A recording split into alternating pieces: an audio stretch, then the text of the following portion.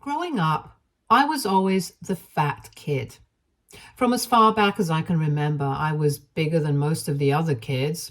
In kindergarten, while my classmates were just starting to figure out what made them unique, my size had already singled me out. And as I got older, the weight I carried only grew more noticeable. By the time I was in high school, I was undeniably overweight, and my shape and size became a constant reminder that I was different.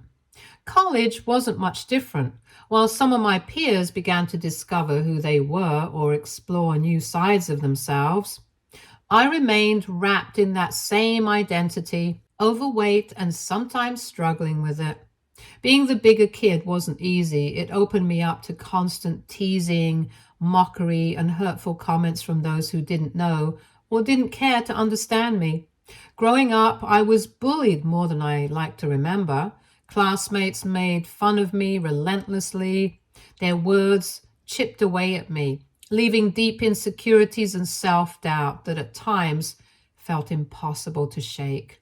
They'd call me names and make rude jokes, and I would often be the punchline.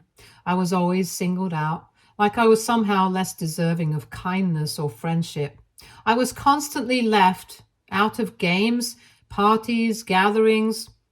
It felt like I was always on the outside, watching everyone else experience the normal ups and downs of childhood and adolescence from a distance I couldn't cross. These years of bullying affected how I saw myself and shaped how I responded to the world. I felt out of place with others, and in turn, I took refuge in books.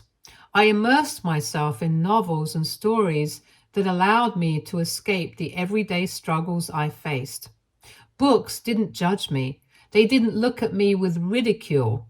I became known as the nerd, and honestly, I didn't mind it nearly as much. Compared to me, my younger sister Bonnie was completely the opposite. Just a year younger than me, she was born with this effortless charisma that drew people to her. While I was quieter and more reserved, Bonnie thrived in social settings. She had a magnetic personality. She could walk into a room and within moments have everyone smiling, laughing, and completely enchanted by her. Bonnie didn't just make friends easily. She seemed to have an innate ability to get people on her side, almost like she was the sun that people naturally orbited around. And despite our differences, I adored her.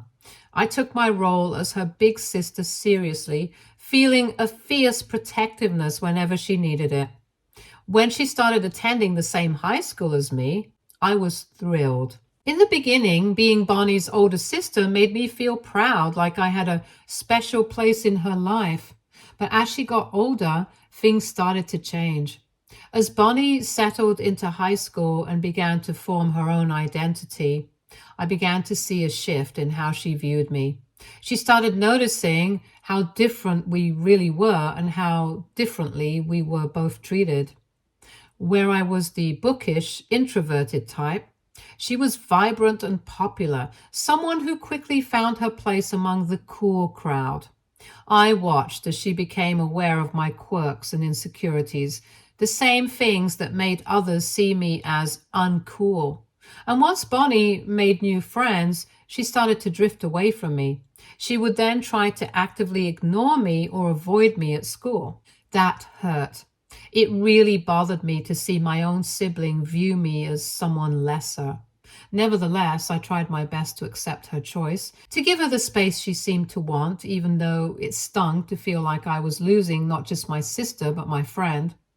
But then, slowly, Bonnie didn't just ignore me. She began joining in with others who made me feel like an outcast. If Bonnie and I crossed paths in the hallways or during lunch, she and her friends would seize any opportunity to make me feel humiliated. They'd tease me in front of other students, or worse, pull stunts like trying to trip me as I walked by with my lunch tray, all for the sake of making everyone else laugh. It felt like I was losing her not just to new friends, but to the same teasing and hurtful behavior I'd endured from others for so long. I was constantly on guard, trying to dodge not just my classmates' mockery, but also the humiliation that now came from my own sister. It hurt deeply, especially because it came from someone I had always loved and looked up to. Whenever Bonnie invited her friends over, they would try to gang up on me at home. They would burst into my room without knocking and then start laughing and pointing at my body. They'd hurl words like geek and fatty at me, like it was nothing. I would feel like a zoo animal, like I was their source of entertainment. Those moments when they invaded my space in my room made me feel small and isolated, like an outsider in my own home. Several times I did try to talk to my parents about it, hoping they'd understand how difficult it was for me to deal with Bonnie's behavior. But whenever I brought it up, they would dismiss my concerns. They'd smile and justify her behavior, saying that this was how siblings bonded with each other, that Bonnie was simply playing around with me. They assured me it was harmless, even going as far as to say that I should loosen up and not take everyone's taunts so seriously. They reminded me that I was older and therefore should have more patience, more resilience. So not only did I endure years of bullying from my classmates, including my own sister, but my concerns were also constantly dismissed by my parents. It made me feel alone, as though no one in my own family truly saw or understood how much it hurt. The only time I ever felt truly noticed by our parents was when it came to my grades. Academics had always come naturally to me, and I became used to securing top marks. In a way, it was the one area where I felt I was better than anyone else. It was also the only way I could make my parents proud, the one aspect of my life they seemed to genuinely care about. My parents loved to boast about my achievements to friends and relatives, painting me as the family scholar, as if my grades were somehow proof of their parenting success. But Bonnie despised the comparisons. She wasn't an academic overachiever, nor did she want to be. But our parents' constant reminders of my achievements left her feeling resentful. They held my grades up as a standard, indirectly implying that she needed to achieve the same. I could always sense her frustration and anger, and I guess that is why she did what she did to me. Sometimes Bonnie would try to sabotage my hard work just to get back at me, like she'd slip into my room in the middle of the night and steal my homework, sometimes right before a major assignment was due. I'd wake up the next morning only to find my carefully completed work missing. Panic would set in, and I'd frantically search through my books, papers, and folders, growing more desperate with each passing minute. And there she'd be, watching me from the doorway with a smirk, enjoying every second of my worry. To her, it was like a small victory, a way to knock me down a peg and remind me that I wasn't untouchable. She knew exactly how important my grades were to me, how much of my self-worth I tied up in them, and she took pleasure in disrupting that part of my life. I only found out about her stealing my assignments years later when she drunkenly confessed one night. Anyways, over time, my relationship with Bonnie has softened, though we're far from close. You can say we've matured a bit, and some of the bitterness from our younger years has faded, but the deep bond that siblings often share never fully developed between us. After college, I moved out and began building a life in a new city with an exciting job and fresh opportunities, which meant I didn't see my family very often. As time went on, our interactions dwindled to a few calls or texts here and there. So last year, when I planned a visit home for the summer, I was genuinely looking forward to seeing everyone.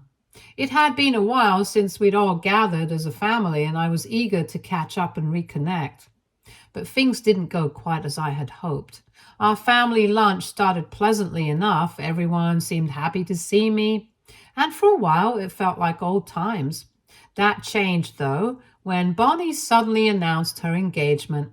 None of us had seen it coming, and at first we thought maybe she was just joking. However, it became clear she was serious. She proudly held out her hand, showing off a stunning ring, and I couldn't help but admire how beautiful it looked. I felt a genuine happiness for her, proud that she'd finally found someone she loved and who loved her in return. Almost as soon as the congratulations died down, Bonnie turned her attention to me and asked what I had been up to lately. I shared with her about my work and my life and how fulfilling things had been for me. Before I could even finish, she cut me off. "I can't help but say this," she began, smirking. "But why are you still fat? I mean, if your life is really that great, shouldn't you have lost the weight by now?" Her words hit like a slap, dredging up old insecurities I thought I'd moved past. The room fell uncomfortably silent, and I could feel everyone's eyes on me, waiting to see how I would react. I just shrugged and tried to awkwardly laugh off her comment, but soon my parents joined in to bash me. They started to say how I was still fat and unmarried, and how they were worried that I would never have any children. I felt so humiliated hearing them talk like that. My accomplishments, the job I was proud of, the life I'd built independently in another city, none of it seemed to matter. In their eyes, my weight and my lack of a family of my own were all they could focus on. As my parents and sister continued to discuss about me, their remarks cut deeper than I expected. I'd spent years of my life finally growing into myself, building confidence and independence, but in those moments, I felt like the same insecure, awkward teenager I'd once been, desperate for my family's acceptance and approval. My parents then praised Bonnie for getting engaged before me and how proud they were of her. Somehow, to them, I was the lesser child, successful perhaps, but still not quite enough. What was meant to be a joyful family reunion was quickly turning into a painful reminder of old wounds. At the moment, I felt more like an outsider than ever. Bonnie didn't stop. She continued with her probing questions. "So, when are you getting married? I mean, do you even have a boyfriend?" She was clearly trying to mock me in front of everyone by talking about my love life. My parents quickly latched onto the topic, agreeing with Bonnie that it was high time for me to find someone before it's too late.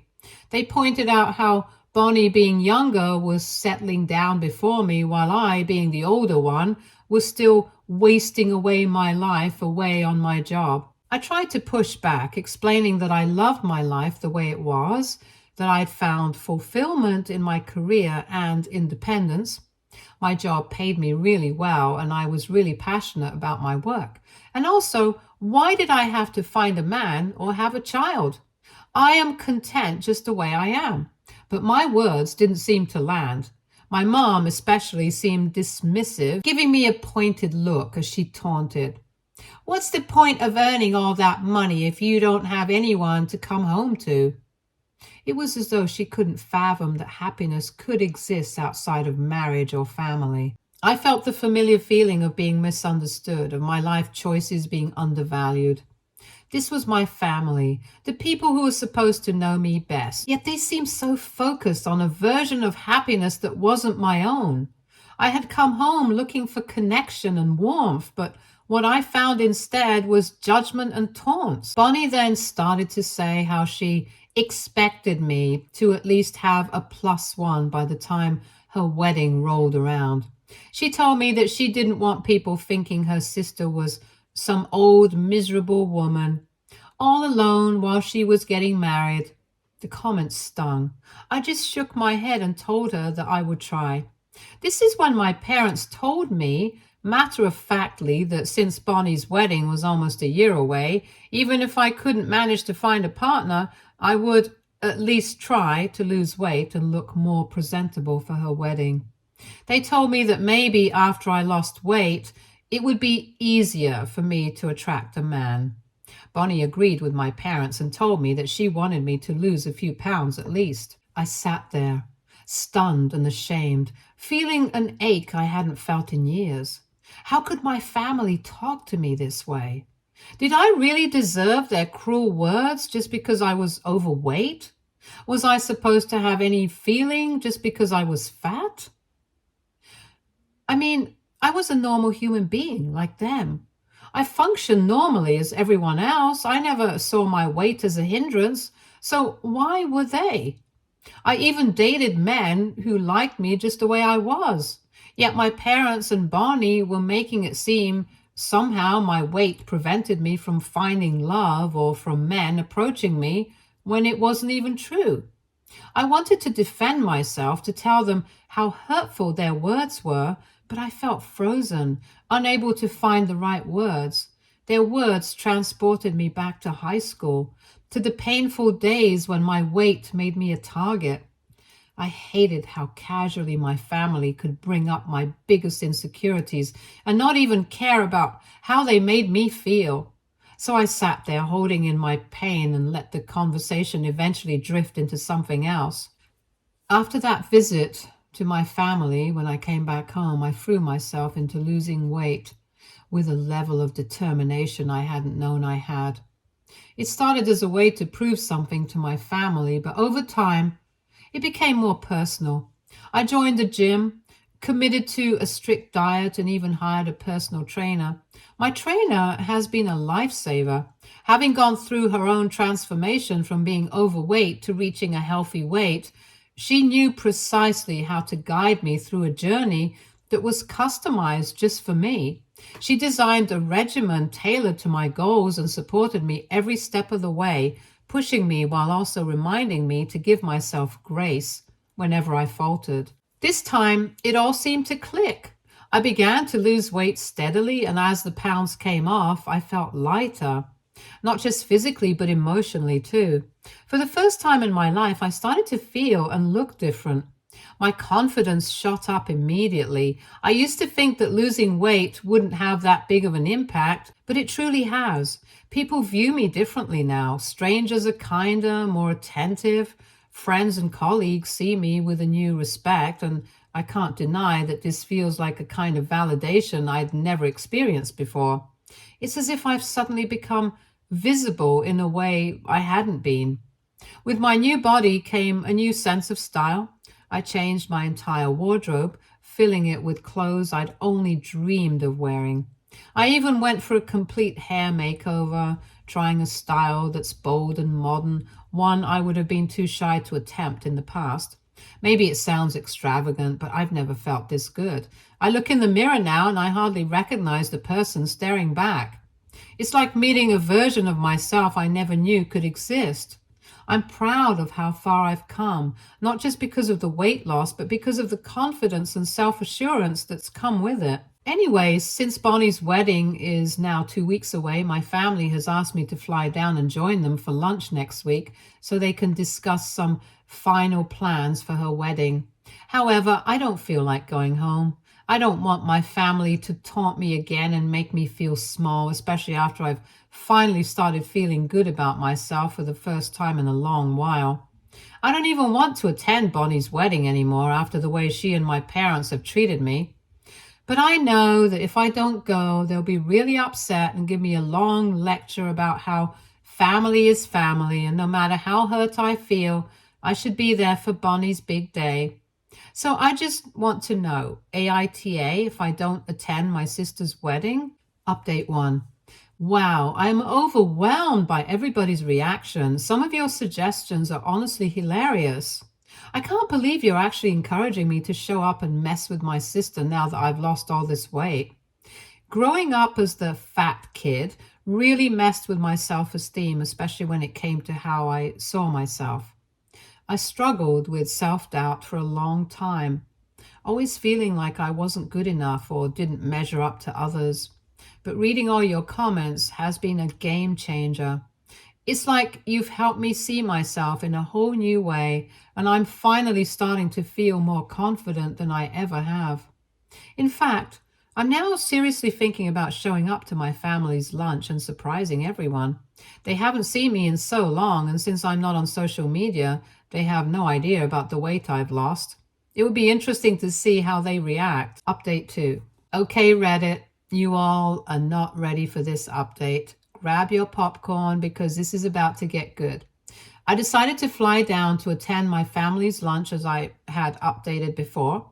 I thought when they saw me, they would be proud of the transformation I'd undergone since, after all, they had been the ones to actually push me towards it in the first place. Surely they'd be thrilled to see the positive changes in me and finally acknowledge the hard work I'd put in. The moment I stepped inside my parents' home, their jaws quite literally dropped. They stared at me stunned, almost as if they couldn't quite believe I was the same person. After a moment, they stammered, asking if it was really me. I gave them a warm hug, feeling pleased by their reaction.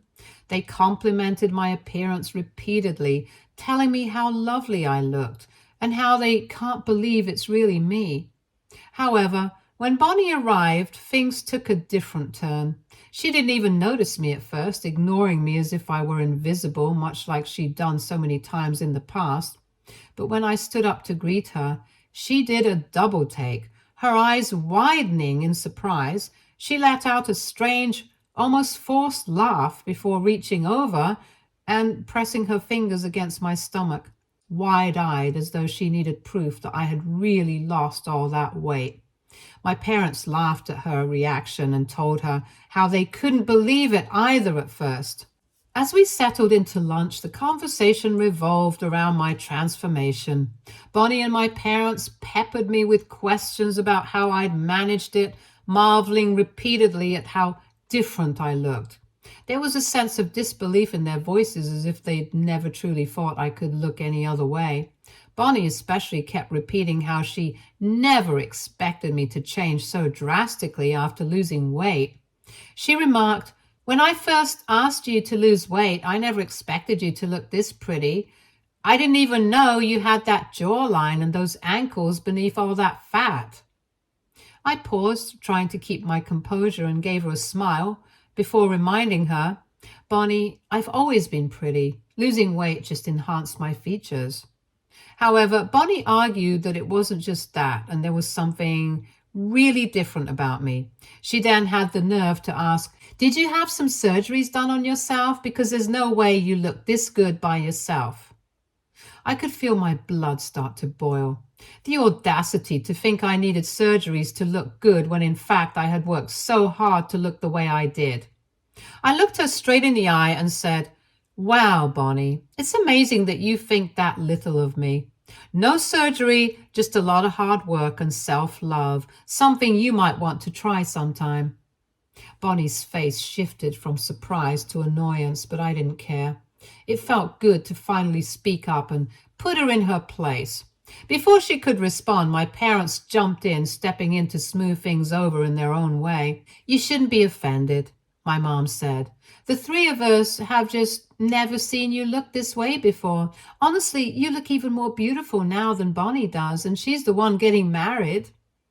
Bonnie looked even more furious after Mom's comment. I just simply ignored her and focused on my lunch, letting my sister seethe in her anger. Then my mom chimed in. I was thinking maybe you should go back to your original hair color. I think you'd look even better with your natural shade. This blonde look makes you stand out too much. Maybe you should just go back to your old look." Bonnie and my dad immediately agreed with her. My dad supported my mom, adding that Bonnie was always the blonde daughter of the family, and I was the brunette, so it would be a good idea for me to go back to my original hair color, as it might make me look more like myself. Hearing their words, I was taken aback. I suddenly started to feel like the three of them were ganging up on me and trying to put me down. My hairstylist had been the one who changed my hair color to blonde because it suited my skin tone and face better. It had nothing to do with trying to stand out or overshadow my sister. I could understand why Bonnie was jealous of me, as I looked good now, but I couldn't understand why my parents seemed so unhappy with me. It's like they wanted to change me back to who I was when they were the ones who wanted me to look more presentable for their darling daughter's upcoming wedding in the first place. But now that I did, they simply couldn't accept the person I had become, and instead of celebrating my growth, they were finding reasons to demean me.